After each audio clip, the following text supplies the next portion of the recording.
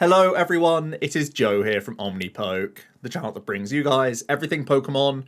If you're looking for PTCGO codes, including the stuff from Pokemon Go, make sure you check out the Potown store. You can get a 5% discount on your order using that code Omnipoke. For today's video, we're going to be discussing the post-Worlds format because we still have a regional and I'm attending the Bilbao special event. And there's also, a couple of regionals, one in North America and one in Latin America with the Worlds metagame, which is to say it's Sword and Shield up to the Pokemon Go expansion. So still much to be discussed here and points up for grabs. We don't know how many just yet or how many we need, of course, but still going to be a good, fun time kicking off the 2023 season. So always good to get your leg up and start getting some points. So really I'm going to be looking at the top decks that we saw from the World Championships and how they're going to be adapting lists that we knew were already popular and how they fare going into this metagame with new potential top competitors in the mix. Because of course Flying Pikachu sort of stormed the event at Worlds, it's safe to say, with 3 of the top 4. So we are also going to be doing mostly Lost Origin stuff after this video exactly.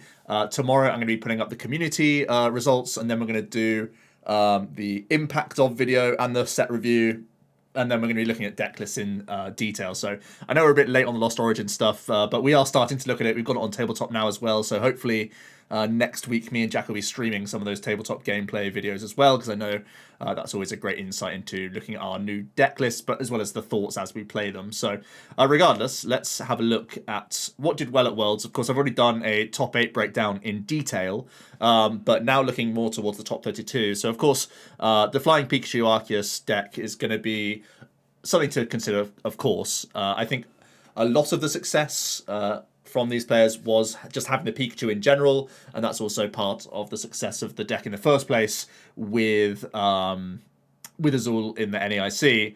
It just so happened that there was Decidueye in all 3 of these lists. Now I think naturally a knee-jerk for most Arceus players will be to add in Dunsparce again. Of course, Dunsparce was really on the down low for Worlds, and actually Arcinteleon was far less played in general anyway, which is already quite a difficult matchup for this kind of deck, even with the Decidueye. As long as Dunsparce is around, this deck is typically known for like two-shotting stuff, right? With whatever things you have, as long as you're not hitting for that crucial weakness, you're 2-hit KOing for the most part. So a Sharon's Care-based Arceus is going to give this deck a lot of trouble, so definitely something to bear in mind. Now, that being said, Arkintel still has to be concerned about the Jolteon package.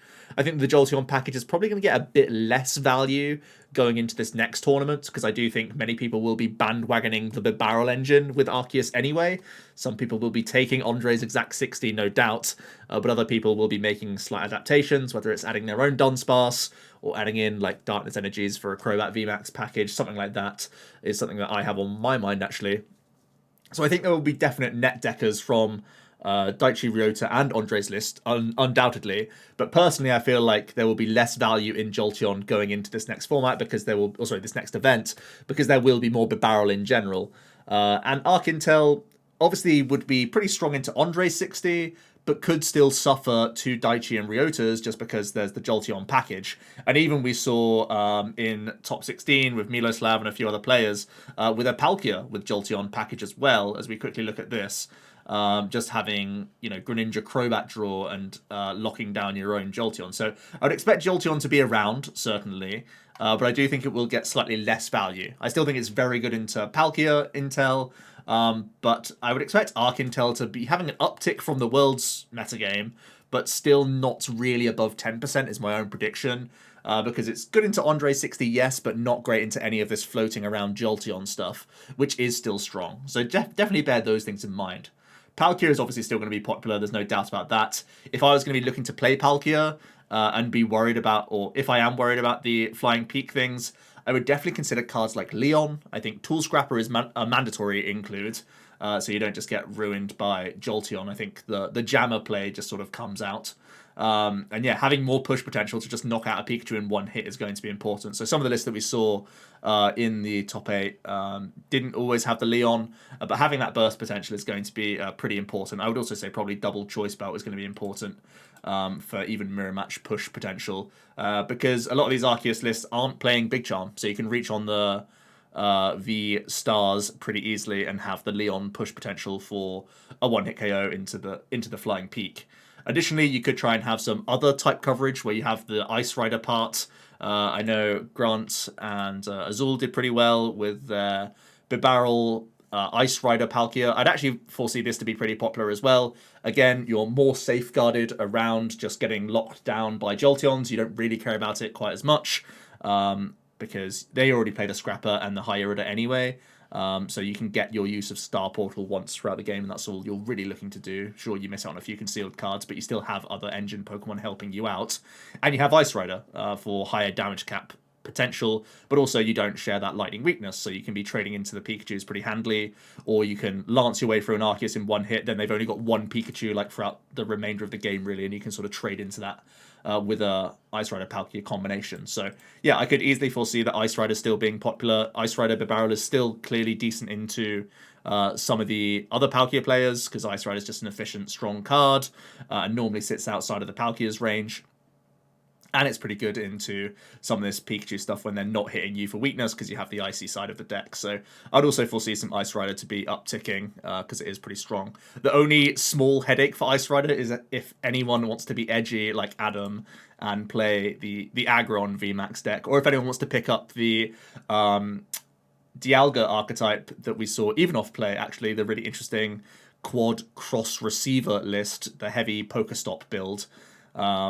These are the only sort of metal threats in the game right now. I wouldn't foresee a huge amount of people playing Aggron, but it's actually pretty decent in the meta. Again, it's a Bibarel Marnie engine with high path, and the Aggron is still very good at dealing with V-Stars and has high enough hit points to sometimes tank a couple hits, or can just be used nicely with the regular V as well. So I do think there could be some edgy people still going for the Aggron package, and it will punish the Ice Riders, but again, if you have a decent enough split, like in this case, we saw a 2-2, a 3-2, and then a 2-2 Palk, still in that matchup, you're not just out of the game completely. You can try and use your Palkia side of things pretty well.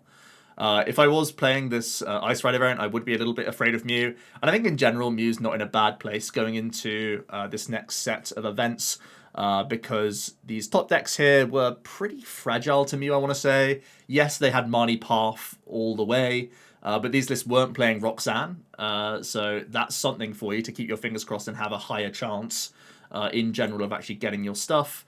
And as we saw, Andre was very close to beating the other Andre in top 8, and it literally came down to a Cramtails after a very poor opening hand. If their opening was just a regular opening for Mew, I think they rail Shkubal for an easy victory, and this is just a very streamlined list that I think will continue to perform going into the next week, because it's not even catcher based, so people are going back to a consistent 60, and as we move further and further away from the Fusion Strike format, there are less and less chances for people to play Mew, so there could be one last ride vibes as well going into this tournament, and people will pick up Mew, no doubt. So I would imagine, again, Arkintel and Mew probably both more popular, taking away some meta share from just the insane amount of Palkia we saw at Worlds. So just some few things there. I also really like Cawthon's list. He played it really well in both days of the tournament. Had some unfortunate games in his last couple of rounds where he wasn't able to beat a Duraludon, and unfortunately tied their last round as well. When I think they were pretty fairly ahead on board state from what I could gather. So they were ruined by time really in the end to not make it into the top 8 again, which is, by the way, an insane record from Ross at Worlds. I think he's been to every World Championships, and I think top 16 or better, like 8 of them, which is just completely absurd, especially with 2 second place finishes as well. So yeah, insane player, doesn't get enough kudos really. We know that he pulls out all the stops for Worlds though, and it just shows that he's an insanely high caliber player. And his deck list is so sweet as well. I think it encompasses a lot. It does have the High Irida Scrapper already inbuilt, so you have at least a little bit of protection against Jolteon. You may want a little bit more protection against Jolt. I'm not sure if you weave in like a 1-1 Bibarel line, or if you make any other adaptations to try and have a better time against Scrapper, but I think the list is very, very sound. I can't remember the one change I was thinking about this deck list, but I was very happy with it when I was testing it just last week. Overall, I really want to find space for a 4th Quick Ball. I know that much, because it's so important, especially with the Rod play a lot of the time. But yeah, I did really like the 60. It was the Zigzagoon that I was debating cutting. The biggest upside of Zigzagoon is you can Aquabullet 20 damage and the Zig becomes basically like a third belt. I think that's what I was trying actually in general. I was trying third belt / 1 Leon in the list as options. But overall, this is a really, really good 60 from Cawthorn. I think it's good into the V-Star variants. Obviously, you're a little bit worried about Flying Peak now. So you could also consider Escape Rope coming into this list, which I think is already like not a bad card as well. So yeah, I could foresee a Rope coming into this 60 and still being a play, certainly. Yeah, but Ross's list still very solid. Can punish the random Agrons out there as well, maybe. So we'll see. I would foresee this deck being picked up. I think again the headache is, will Jolteon show up in what percentage? That's the only real off-putting thing for me. Reggie's did have a couple spikes, and again Pablo could easily have ended on a better record, as we saw on stream. Had a moment of madness. But still ended up with a very respectable record at Worlds once again. Another very high caliber player throughout the years. And there was a lot of great decisions about his specific 60. The 4 choice belt and the high Pokestop really were carrying. I know he had a lot to say about the heavy belt and how it actually does help carry the Palkia matchup. And I think one thing that's really interesting for Reggie's in particular in the Palkia matchup is everyone will be jumping to the Scrapper bandwagon because of Jolteon fear. At least I would think so. I think that's the logical thing to do because you don't want to steal a space anywhere else in the list. You don't want to play Jammer and Scrapper. That sounds like insane, right? So you're hoping that people are put off playing Reggie because Arc players will go back to Dunsparce, which makes Reggie's matchup way worse.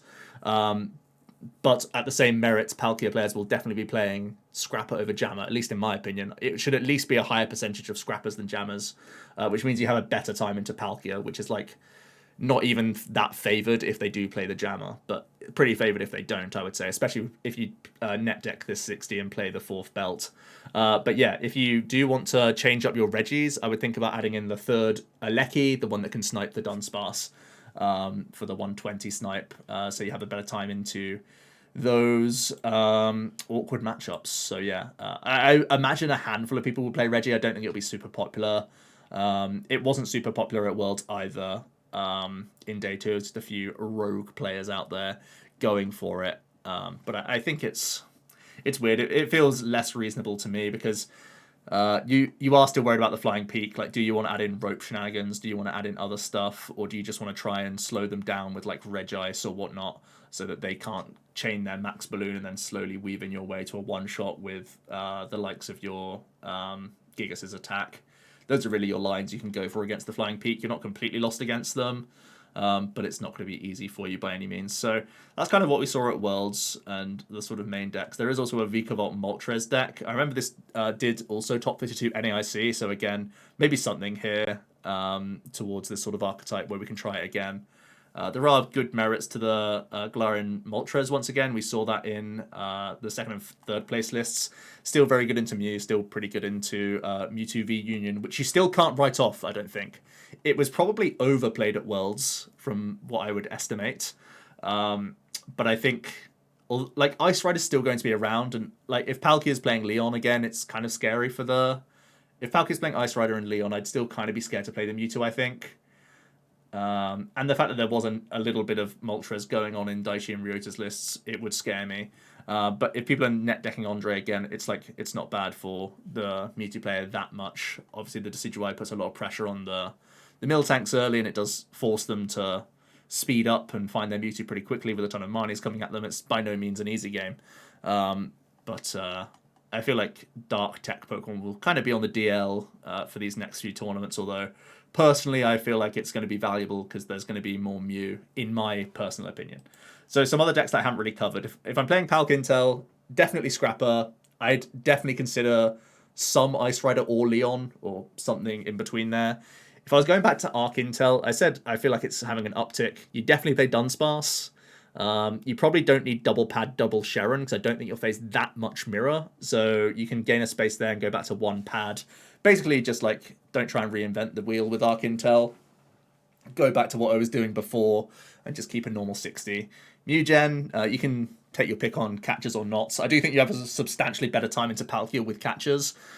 But it's up to you if you just want to go with the Old Faithful or if you even want to try out the Pram or What list with no Fusion Energy. I personally don't like that list.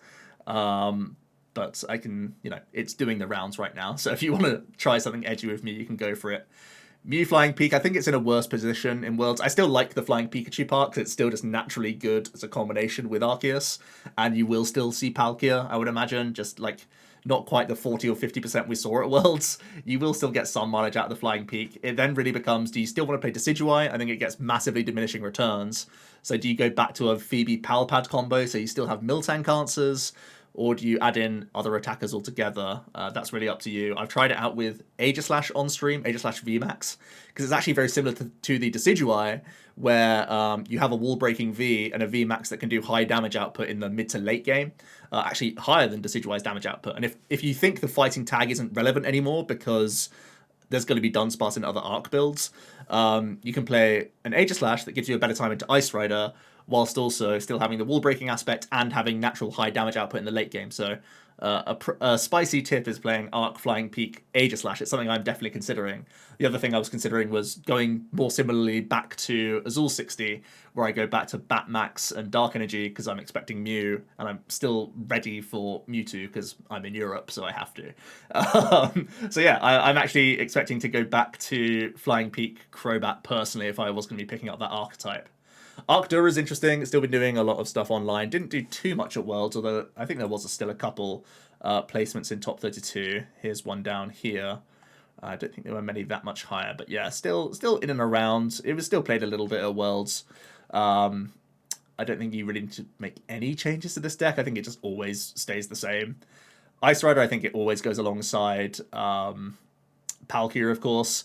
And I personally like the Bibarel attempt because at least then you're not ruined by shenanigans of the Jolteon variety. Luna Rock was a terrible deck for Worlds and is still a terrible deck. Dialga's interesting. I haven't played enough with the even-off 60, but I know Bert did well with it in the Open, a teammate of mine, and said he liked the list and I get the logic behind it now. Initially, when I saw the cross receivers, I was like, what is going on here? But I really get the aggressive don't stop poker stop approach where you do it literally every turn and you don't get punished because you have the receivers to fall back on.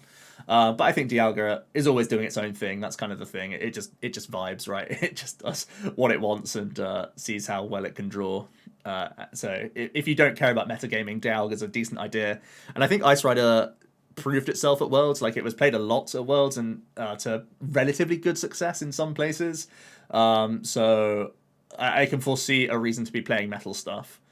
Blissey is interesting as well. Didn't do too well at Worlds. Certainly dropping off that little bit. I don't think I'd be picking it up myself because there's too much fear of Ice Rider in my mind. So that's a little bit concerning there. And also you get caught in the crossfire if anyone does want to play the Decidueye. And Blissey specifically won't have recovery for Dunsparce, so it will slow you down a lot. So I think Blissey is in a slightly worse meta placement than it was for Worlds. And even at Worlds it didn't really do much. We've got Regis, which I've already spoken about. I would just add in the third extra Alecki, and I would think about ropes. I would also consider... I think that's really it that I would consider for the Regis, personally. Anything else of notes coming down the list a little bit? Not too much, really, that I want to discuss from this point on, because otherwise we're getting into diminishing returns. Maybe I should talk about Mewtwo Miltank. Like I said, there was a lot of expectation of it at Worlds. I think people were putting it as high as like the 4th best deck going into the World Championships, because of course it got top 4 at the NAIC. So there was definitely the expectation that people would bring it. People certainly did bring it on day 1 of the World Championships, and a lot of people got hit by tech cards like Crabs and Dark-type tech Pokemon. And I do think it's most likely that people will take Crabominable out of their Palkias, I imagine, going into the next tournament. But that's not to say they won't still be having a decent enough amount of Ice Riders around, Leons, and burst potential here and there. Like I said, I'm still considering dark stuff, whether it's this little Galarian Moltres mini package or whether it is going back to a Crobat VMAX Phoebe option. Those are things that I'm definitely considering myself. I don't think there's anything else that you're too concerned about from the other new decks in the room. Aggron could be scary as well because it's high damage output. So, actually, did Aggron have any answers to Miltank? I can't remember, personally. No, it just had to try and attack with a Bibarel, I guess. So yeah, it does have a mid attack on the VMAX though, if you really want to, which is kind of funny. But yeah, so pretty interesting stuff overall. I think really it's going to be most people just tweaking the stuff that we saw do well at Worlds. That's like a pretty obvious thing. People will be distracted by Lost Origin stuff at this point, so even though there's a regional to get excited for, people's attentions are starting to get divided. I've personally only spent a couple days exploring the Radiance format, and well, I guess I'm kind of different because I'm a content creator, so I have to be sort of on the ball with the new stuff straight away, but I do think people will be slightly distracted. I think it's going to be a less is more approach from people. Well, they'll be taking some of these top 60s, making their own personal changes to them, or if you want to get spicy with some of these medical decks, you certainly can go for that. But that's my little 2 cents on how I think decks will be adapting. My biggest question mark is the return potentially of Arc Intel, because it really didn't do well at Worlds when it was on the radar. Now it's kind of that resident sleeper deck again. It still mops up a ton of online results. It's still obviously an efficient deck, and it's potentially got a good matchup into the deck that just won the World Championships. So a lot of merits to Arc Intel. That would be my only worry right now in terms of metagaming. How much it's going to show up is going to probably affect your day based on your deck choice. And that's my biggest unknown right now. So let me know your thoughts on Arc Intel. Will it make a comeback, or is it going to be more of the same for the World Championships? What was your favourite new deck to come out of Worlds? I would like to hear it all down below. And keep an eye out for my Twitter posts, and also I'll try and do a community post on YouTube with the community ratings coming up for Lost Origin, because we're going to get that content underway very soon. Thanks so much for watching, and I'll see you in another video tomorrow. Cheers.